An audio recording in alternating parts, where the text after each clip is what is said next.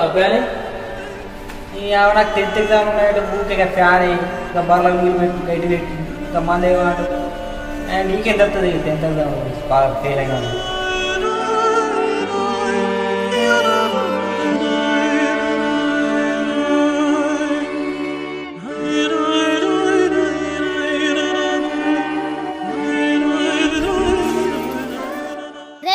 నేను exam రాయకున్నా pass అవుతారా? Exam మొత్తం నక్కలు కొట్టే పాస్ అవుతారా?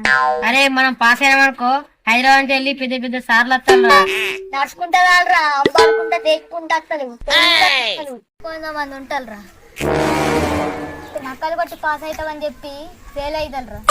అవునరా ఆంటీలు ఫెయిల్ కావద్దురా మనం చదువుకొని మంచిగా బాగుపడాలరా.